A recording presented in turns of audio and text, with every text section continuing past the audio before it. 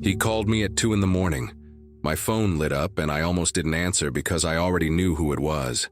Daniel, my son. His voice was shaking, and he kept breathing hard like he had been running. He said he needed $12,000 right now, no questions asked.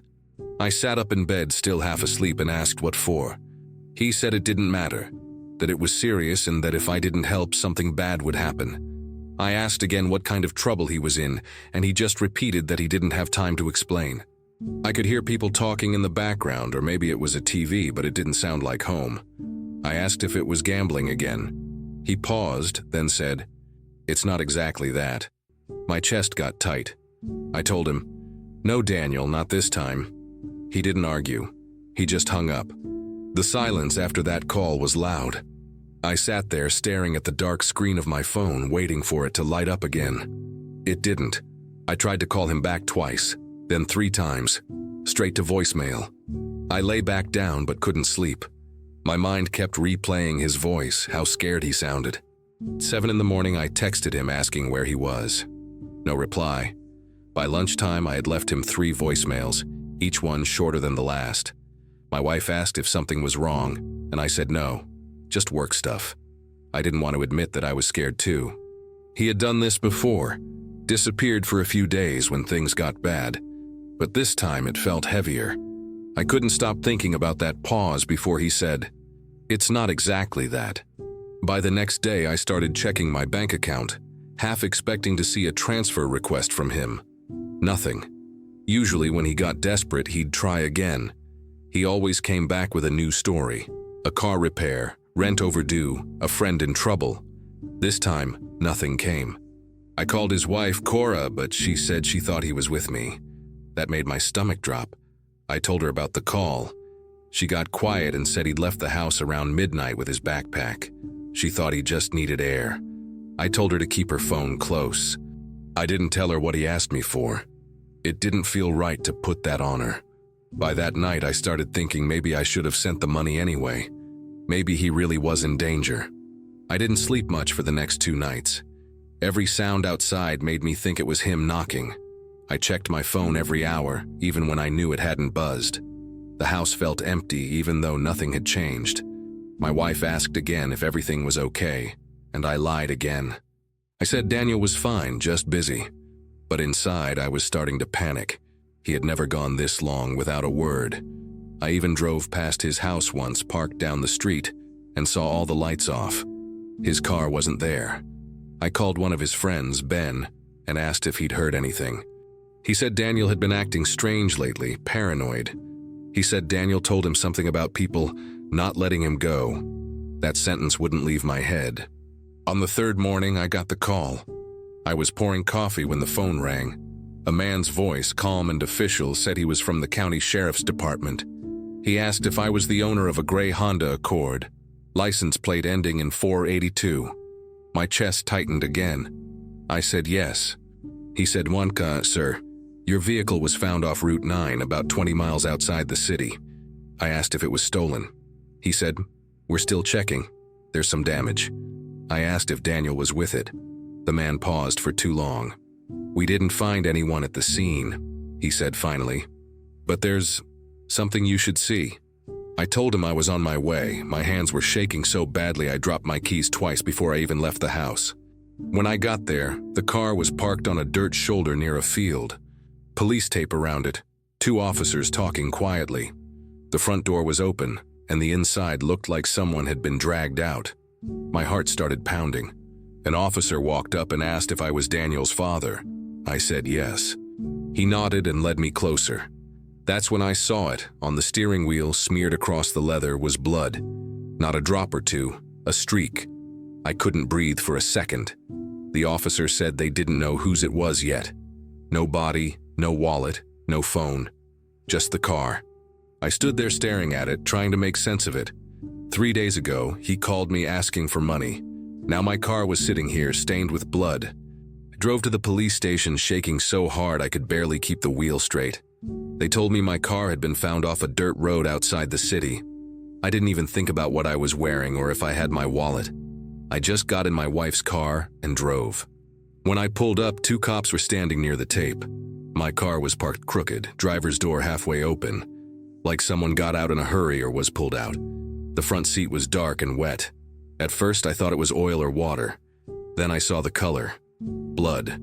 It looked like someone had tried to wipe it but gave up. My knees went weak. The officer asked if I was okay. I just nodded. I wanted to ask 100 questions, but I couldn't get my mouth to work. They let me look inside from a distance.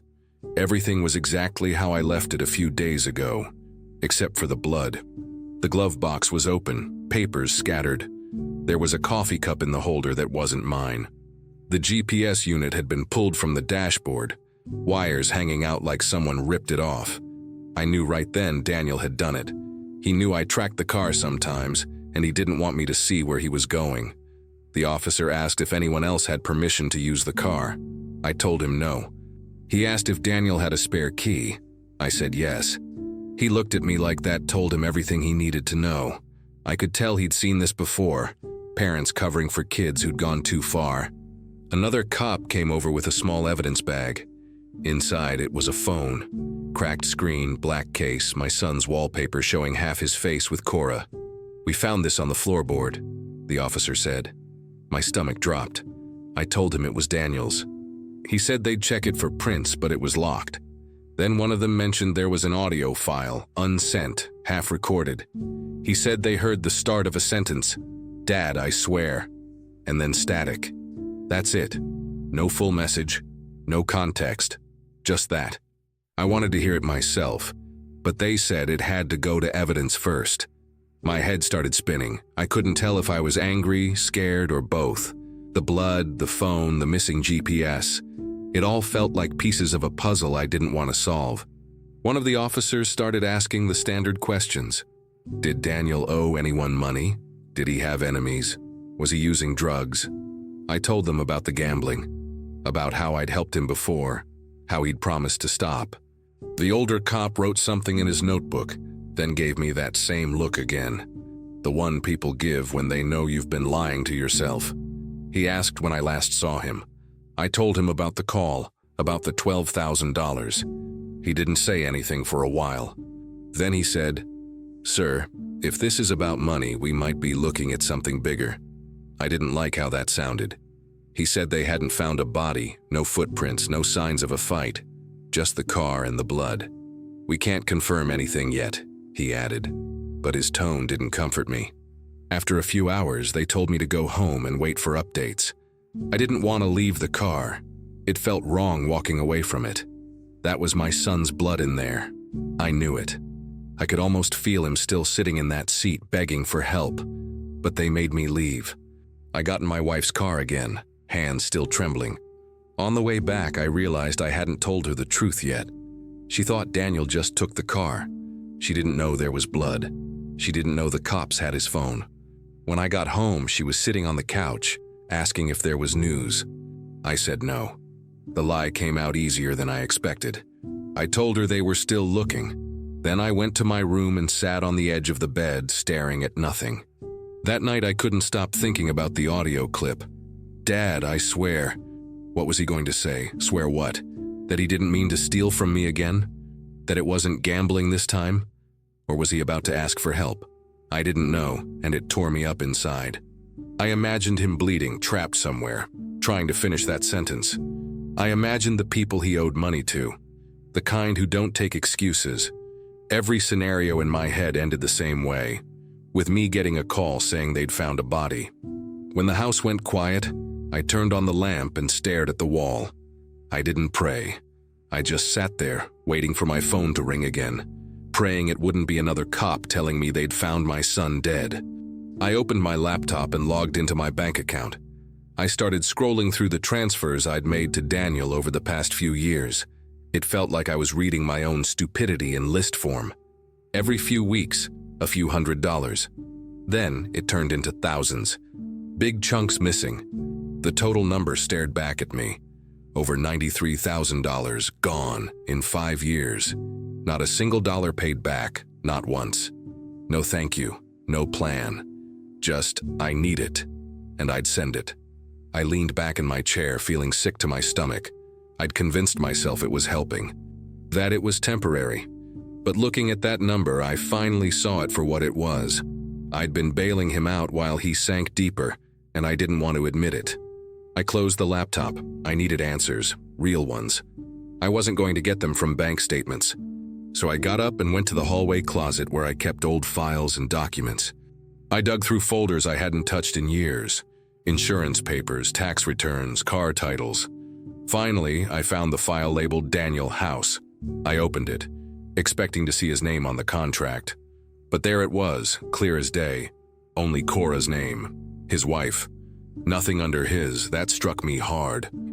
I didn't even know the house wasn't in his name. All those times he talked about his place, about mortgage payments. Was he even paying for anything? I sat there staring at the paper, wondering how much more I didn't know. Then I picked up the phone and called Cora. It was early and I knew she probably hadn't slept much, same as me. She answered after a few rings, her voice tired and groggy. "Hello?" she said. I asked her straight out, "Is Daniel with you?" She paused. "I thought he was with you." That confirmed it. He had told her something too. I told her I hadn't seen him since he called asking for money. She went quiet. I asked her if she knew about the money. She hesitated again. "Did he tell you how much?" I asked. That's when she broke. I could hear her crying. She tried to speak, but her voice cracked. I waited. Finally, she said, "He lost everything." Her voice was small, shaky. She told me he had sold his car, maxed out the credit cards, even pawned his wedding ring. I didn't say anything. I didn't know what to say. Cora told me she'd been thinking about leaving him. She said the lies were constant, that he'd disappear for hours, sometimes whole nights. She didn't know where he went, but he always came back saying he had a plan, that he was going to fix things. He kept saying he just needed a little more time. She told me, like she was trying to convince herself it was true. I asked her if she knew who he'd been spending time with. She went quiet again. Then she said something I wasn't expecting. "There's a man," she said. "I don't know his real name. People call him Serpent." That name hit me in a weird way. I didn't like the sound of it. She said Daniel started hanging out with him a few months ago. At first, she thought it was harmless, just someone he met at a card game. But then Daniel started acting different, secretive, angry, more desperate than usual. He stopped eating at home, started hiding his phone, locking the door when he made calls. She said one night, she picked up his jacket from the floor and a small bag of white powder fell out. That was the first time she realized this might be more than just gambling. He said it was nothing, she told me, that it belonged to someone else. She didn't believe him. She said Serpent would sometimes text Daniel in the middle of the night. One time she picked up the phone to check the time, and a message popped up. "You've got until Friday." That was it. No name, no details. Just that. She asked Daniel who it was and he snapped at her. Told her to mind her business. That was 2 weeks ago. Since then, she'd been walking on eggshells around him. She told me she tried to get him to go to counseling, even offered to call his old sponsor, but he refused. Said he didn't need help. Said he was handling it. He swore he had a deal coming through, she said. Some kind of job that would fix everything. She didn't believe that either. And now he was missing. The car was abandoned and his phone was in evidence. She asked me, "Do you think he's dead?" I didn't know how to answer that. I told her I didn't want to believe that. But everything was pointing in the wrong direction. The blood, the silence, the broken phone. All of it felt like the start of something much worse. I asked her to forward me any messages she still had from this Serpent guy. She said she would look. I gave her my number again just in case she needed to call. Then I hung up and sat there staring at the wall. That name, Serpent, kept running through my head. It didn't feel like a nickname from a poker game. It sounded like someone dangerous, someone who didn't make casual threats. I wondered how deep my son was into this, how much trouble he was really in. And more than anything, I wondered why he had never told me the truth. All that time I thought I was helping him. I was just funding his fall. And now I had no idea where he was. I decided to go after it. I couldn't just sit around anymore, waiting for a phone call that might never come. I picked up my phone and called an old friend of mine who works in the police department. We weren't super close, but close enough that I could ask for a favor. I told him I needed information on a guy who goes by the name Serpent. He asked me what this was about, and I told him it might be connected to my missing son. He said to give him a couple of hours. I waited, pacing around the house, not able to sit still. Exactly 2 hours later, he called me back. He said Serpent was a known loan shark. He dealt with illegal roulette games, underground betting, and always handled cash. The kind of guy people feared. My friend told me no one ever pressed charges because everyone was too scared. When I asked if he thought Daniel might be dead, he hesitated before saying, "Maybe not, but disappearing isn't unusual when you owe him." I hung up and sat on the couch trying to process everything. So Serpent was real. Not just a nickname tossed around in poker games. He was dangerous. The kind of guy who made people vanish. I didn't know whether that made me feel better or worse. At least I had a name, but now I was even more worried. I opened my laptop again and tried searching through social media. I typed in Serpent along with everything I could think of. Gambling, underground poker, debt. Nothing useful. No photos, no profiles, just rumors on sketchy forums. Then I searched for Daniel's name. His profile was still up. His last post was 2 months old, a photo of him and Cora at some restaurant. He was smiling, but I could tell it wasn't a real smile. It was tight, like he was faking it for the camera. The caption said something like, 4 years down, forever to go. It felt weird reading that now. I stared at the photo for a while, zoomed in on his face. I kept wondering if he already knew then, if he was already in trouble that night. I sent messages to 3 of his closest friends, Ben, Marcus, and Ty. All 3 of them had been around him over the years, especially during his gambling phases. I asked them if they'd seen Daniel or if they knew anything about a guy named Serpent. I waited hours. No response. Not even a seen checkmark. It felt like they were avoiding me. Maybe they were scared too. I didn't blame them. I just wanted someone to talk. I needed anything at that point. Something that would point me in the right direction. Sitting at home wasn't helping. I looked at the clock, grabbed my keys, and decided to drive over to Daniel's house myself. If no one would answer me, I'd look for answers face to face. When I got to Daniel's house, the place looked normal from the outside. The grass was a little long, mail sticking out of the box. I walked up to the door and knocked. Nothing. I knocked again, louder. Still nothing. I tried the handle. It was locked. I stepped back and looked around. One of the neighbors was outside watering their lawn. I crossed the street and asked if they'd seen Daniel. The woman, maybe in her 50s, said she hadn't seen him in a few days. Then another neighbor, an older man, came out from his garage. He walked over and said he saw Daniel 2 days before the car was found. Said he looked off. I asked what he meant. He was pale, the man said. Shaking, looked like he hadn't slept. That made my stomach tighten. It matched what Cora said. Something had gone wrong. Something big. I thanked them and walked back to the car. I sat in the driver's seat and just stared at the front door. I wanted to kick it open, go inside, and search every drawer. I wanted to find a notebook, a name, an address, anything that could lead me to my son. But I knew I couldn't. I didn't have the right. And I didn't want to make things worse with Cora. She was already going through hell. I started thinking about the last time Daniel and I talked face to face. It had been maybe a month ago. We were in the backyard grilling. He seemed tired then too. He was quiet, picked at his food, barely made eye contact. I asked him if everything was okay and he gave me some half answer about work stress. Now I wondered if it was Serpent even back then. If he'd already crossed a line. If I'd missed all the signs right in front of me. I drove home that evening with more questions than answers. The pieces didn't fit yet, but I was starting to see how deep this thing might go. I kept thinking about what the cop friend said, how people who owe Serpent just disappear. The idea of my son being one of those people tore me apart. But something inside me said it wasn't over. Not yet. He hadn't said goodbye.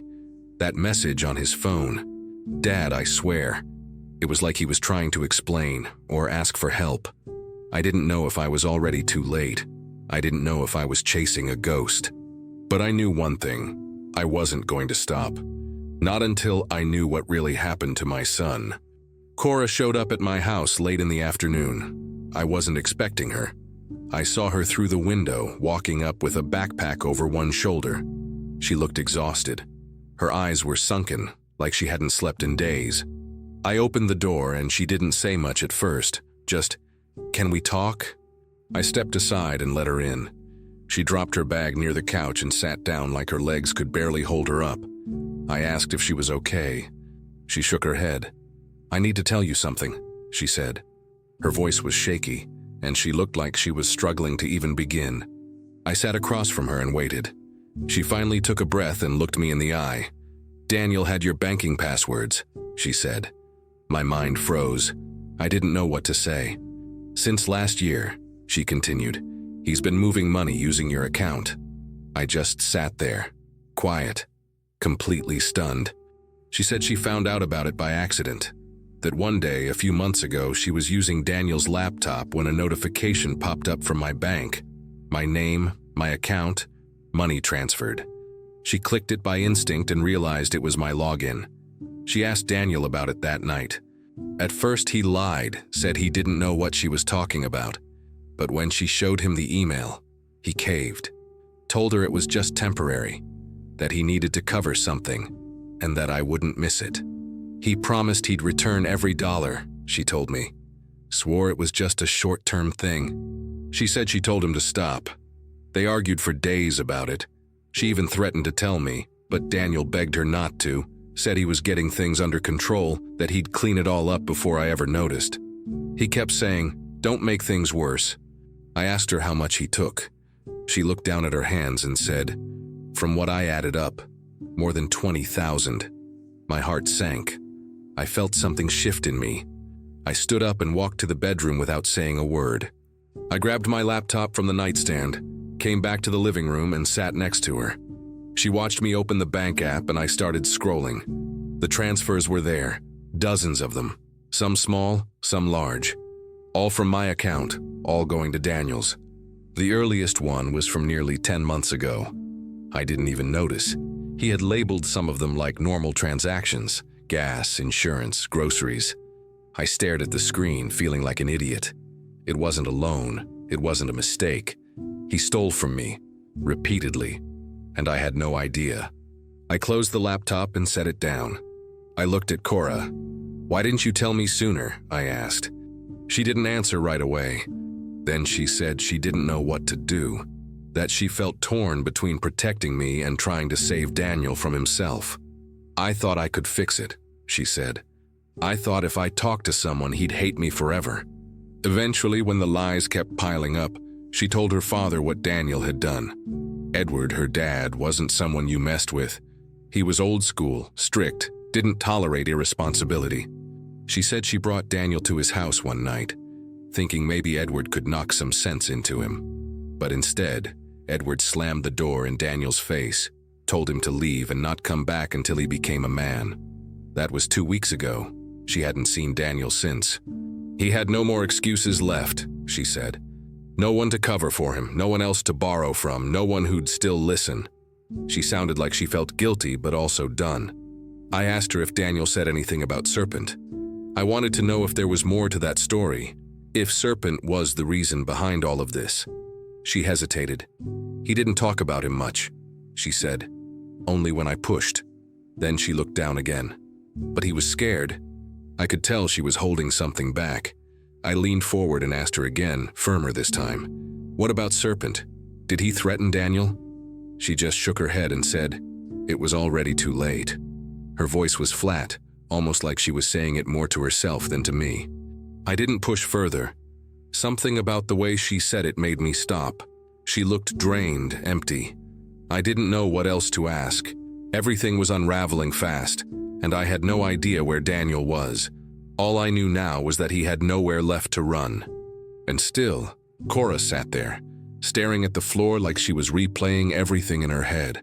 I asked her one more time, "Are you sure that's everything?" She nodded, but it didn't feel convincing. I didn't know if she was still protecting him, or if she just didn't know more. Either way, the damage was done. Daniel had crossed a line I never thought he would. Not just lying, not just borrowing, but stealing. And from me, his father. I felt angry, but underneath that, I felt something worse. Disappointment. Like the kid I raised had disappeared, replaced by someone I barely recognized. Cora picked up her backpack and stood up. "I'm sorry," she said. I nodded, but I didn't say anything.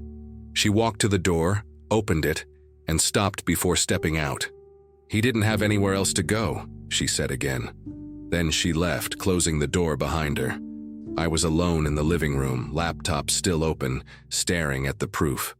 At exactly 3:17 in the morning, my phone buzzed. It wasn't a call, just a vibration from a message. I rolled over and picked it up off the nightstand, still half asleep. The screen showed a number I didn't recognize. I opened the message and everything in me froze. It was a photo of Daniel. He was sitting in what looked like a basement or maybe a garage. His hands were tied in front of him, wrists red and raw. His face was swollen on one side, probably from being punched.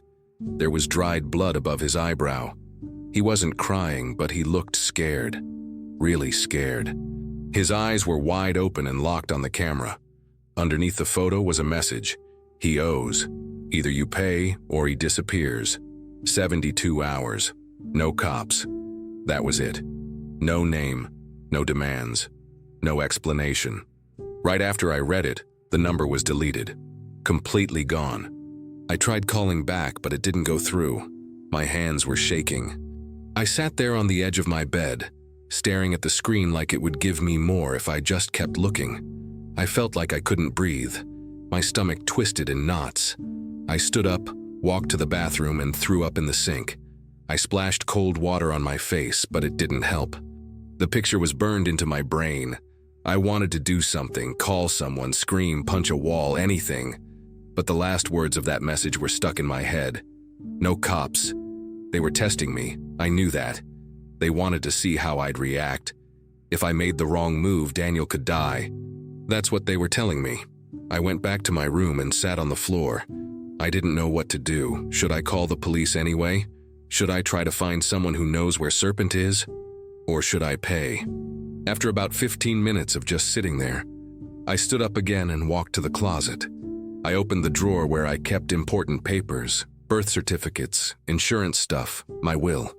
I pulled it all out, found the folder with my testament inside. I stared at it. Everything I had planned for after I was gone. I took it to the kitchen, grabbed a lighter and burned it right there in the sink. The pages curled up fast and turned to black ash. I didn't really know why I did that. Maybe it was a way of saying none of that mattered anymore. Or maybe I just needed to feel like I had control over something, anything. I stood in the dark kitchen watching the last edges of paper turn to smoke. Then I grabbed my keys and walked out the door.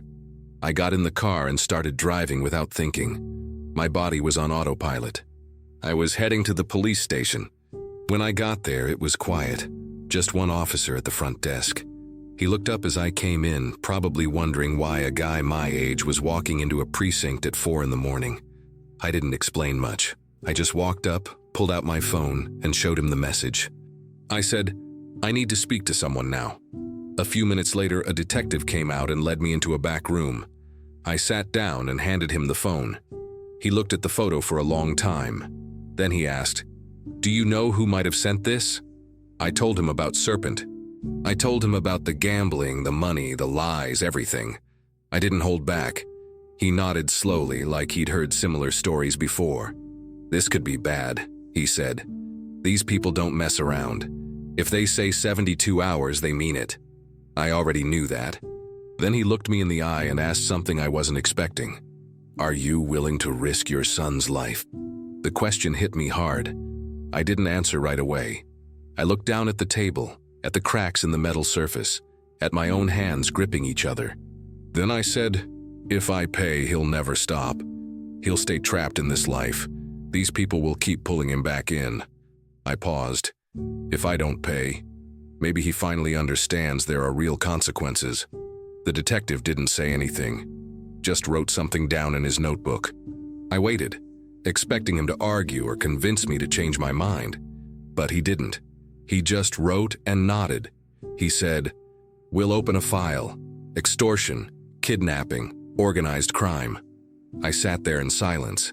It all felt too big, like I was part of something way over my head. But I couldn't back out. He told me they'd try to trace the message, try to find out where it came from. But he also said the odds weren't great. These guys don't use regular phones, he said. They know how to cover their tracks. I asked what would happen if I went to the media or posted the photo online. He warned against it, said it could make things worse, that it could push them to act faster or even hurt Daniel just to prove a point. I left the station feeling numb. I sat in my car for a while, engine off, trying to figure out my next step. I had no idea where Daniel was. I didn't know if he was still alive. All I had was that photo and a deadline, 72 hours, and the sick feeling that no matter what I did, something bad was going to happen. I drove home slowly, still unsure what I'd do next. 2 days later, I got another message. It didn't come with a photo this time, just words. 24 hours, that's all it said. No name, no warning, no instructions. Just a damn countdown. My hands started shaking again. I took a deep breath and went straight to the station. I told the detectives about the message and asked if they could trace anything new. They said they'd keep looking but couldn't promise anything. That's when I remembered something. Earlier, the police had pulled location data from Daniel's phone, and the last GPS ping had come from an industrial area near the train tracks. It wasn't far, maybe 20 minutes from my house. I asked one of the officers to come with me. We drove over together. The place looked dead. Broken windows, rusted walls, no cars. We stepped inside carefully, flashlights out. It was empty, but right in the center of the room, on the dusty floor, was a small folded piece of paper. I picked up the note. It was written in Daniel's handwriting, shaky but clear. It said, "Dad, don't pay, it's all my fault." I just stood there for a minute, reading it over and over. That one line hit me harder than anything else up until now. It wasn't a cry for help. It was a warning. He wasn't asking to be rescued. He was telling me not to interfere. I handed the note to the officer and he took a photo of it before placing it in an evidence bag. We searched the rest of the building, room by room, but there was nothing else. No sign of people, no sign of Daniel. The officer said they'd keep monitoring the area in case someone came back. I nodded and got back in my car. As I drove home, my mind kept going in circles. What kind of deal had Daniel made? Who gave him one last chance? What did he mean by, "If I don't show up, it's over"? Later that evening, I was sitting on the couch, trying not to go crazy. I couldn't watch TV, couldn't read, couldn't sleep. I just sat there holding my phone, waiting for it to ring. And it did. Finally. The screen showed no caller ID, but I answered it anyway. I didn't say anything at first, just waited. Then I heard a voice. Quiet, raspy. It was Daniel. "Dad," he whispered. "They gave me a chance. If I don't show up by tomorrow, it's done." I tried to keep calm. I asked where he was, told him I could help, begged him to tell me anything. But he just said, "I can't. I have to fix it myself." And then he hung up. I called back, but it didn't go through.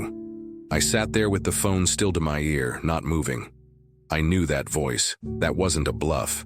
He really believed this was his last shot. And maybe it was. I couldn't sit still anymore. I had to think. I had to try something, anything. I grabbed my keys and left the house again. This time I didn't go to the police. I didn't go to Cora. I didn't call anyone. I just drove straight to my mother's old house. She passed away a few years ago, and the house had been empty ever since. No one ever came by. No one had a reason to. But Daniel knew that place. He used to play in the backyard when he was a kid. He knew it was quiet, hidden, and off the radar. I parked outside and sat in the car for a few minutes. No movement. The front porch light was off and the curtains were drawn. I walked up and tried the front door. It was unlocked. I stepped inside, heart pounding, not sure what I'd find. At first, it looked empty. But then I saw someone on the floor in the corner. It was Daniel, lying there, his back against the wall, arms wrapped around his knees, shaking. He looked thinner than I'd ever seen him. His clothes were dirty, his face bruised, one eye nearly swollen shut. He had dried blood on his shirt. His lips were chapped, and he looked like he hadn't slept in days. When he saw me, he didn't say anything at first. He just stared. I walked over slowly and knelt beside him. "It's me," I said. "You're safe now." He started crying, but quietly, like he didn't even have the energy for real sobs. "I messed up, Dad," he whispered. "I stole from you, I lied to Cora, I gambled everything away, even things that weren't mine." I sat there and listened. No yelling, no anger, just silence. I wanted to hug him, but I waited. He needed to speak first. He had to let it out. I just nodded and let him talk. When he finished talking, I finally looked him in the eyes. I didn't sugarcoat anything. I said, "You screwed up bad. You broke trust. You hurt people who tried to help you." He nodded, still crying. "I know," he said. "I don't deserve anything." I shook my head. "This isn't about what you deserve. This is about what you do next." He looked confused. "So, what now?" he asked.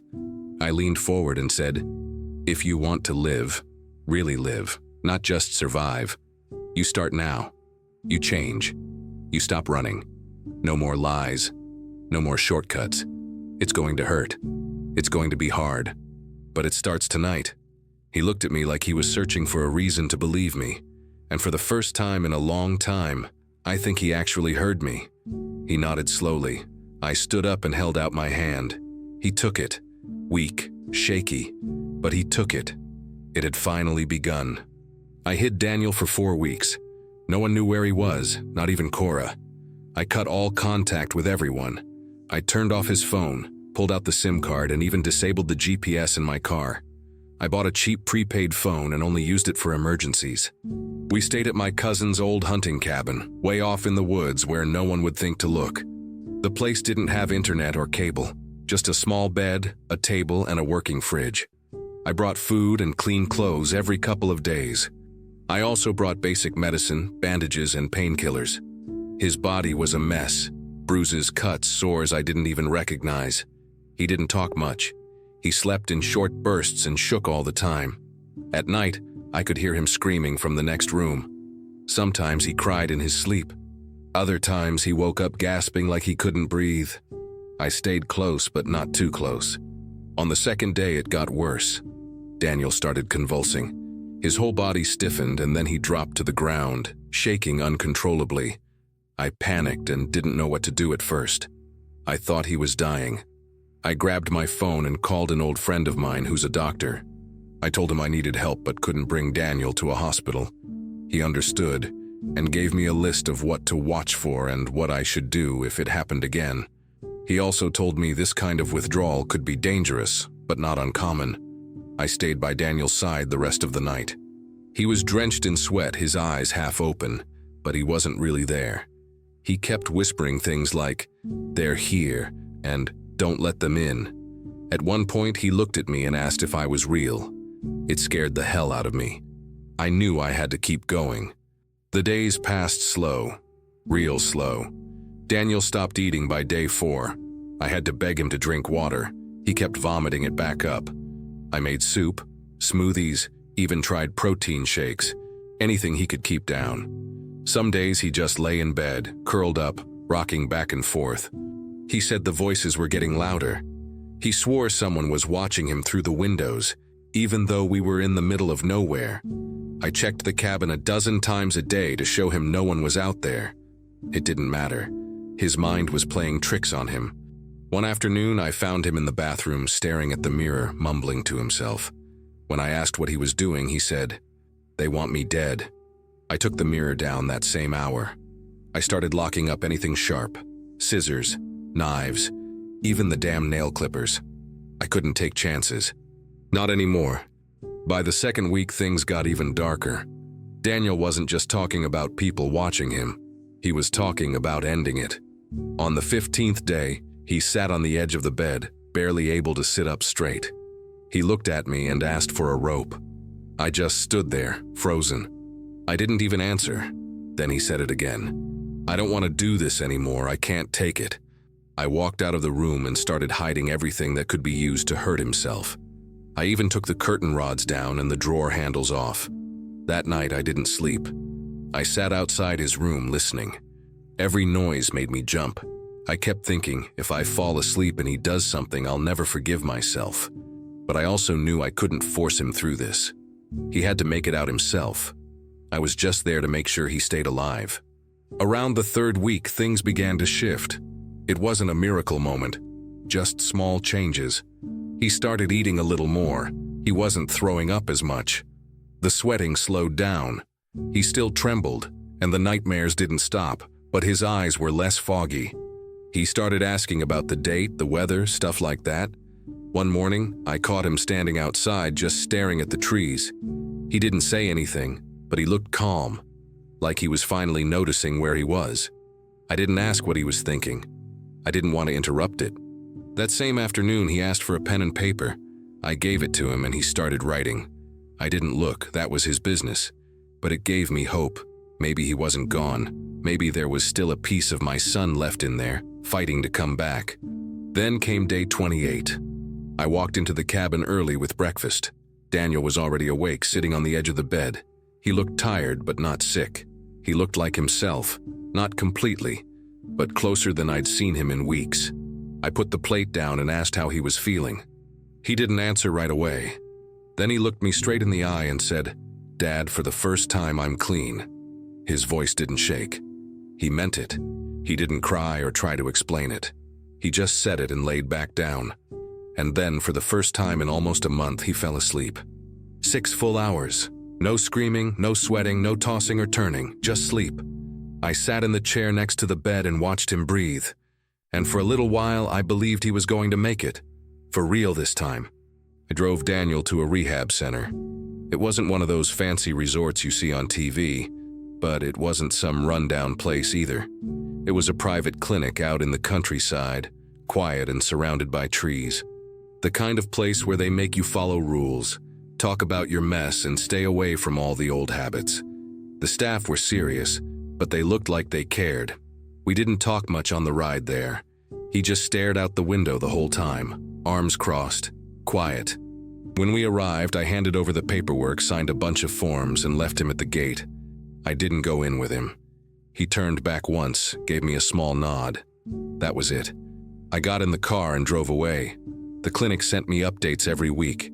He was staying. He was doing the program. He hadn't run off.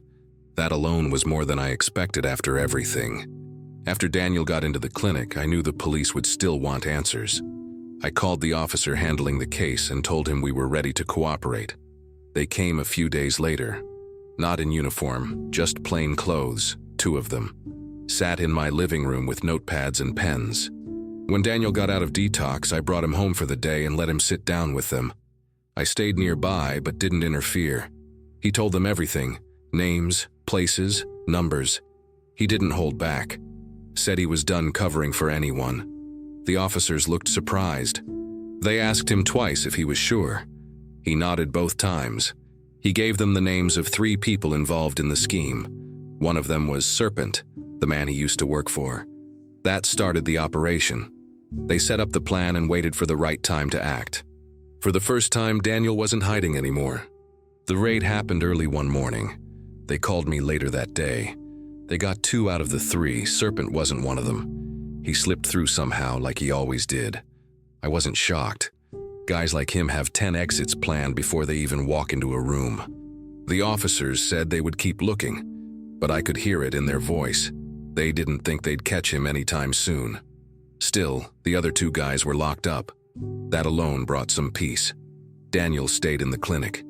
He kept going to group sessions, talking to therapists, doing the work. Every time I visited, I saw more color in his face. He spoke clearer. He was thinking again, real thinking. Not just reacting or lying or making excuses. The rehab let him come home for holidays. He spent those days quietly, helping me cook or clean. No big speeches, no drama.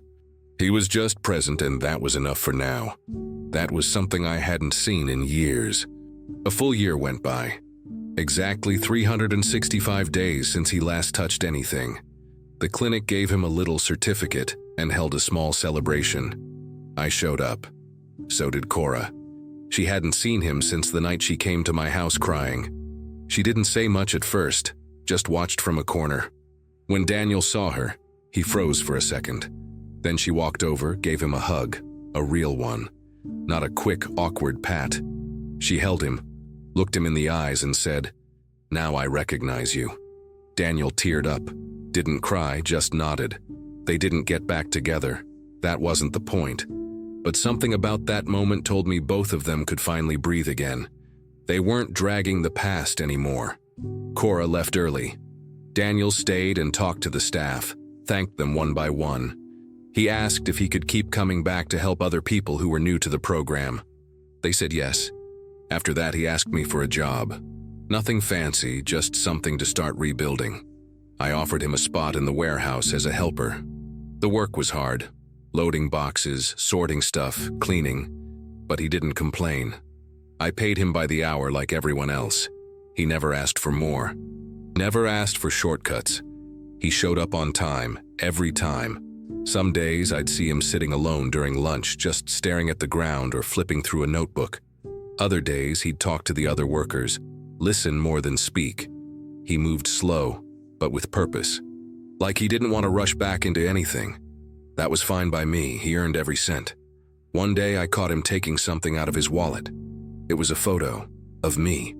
I asked why he kept it. He said, "To remind me what I almost lost, and what I can still build." That's when I knew he was serious.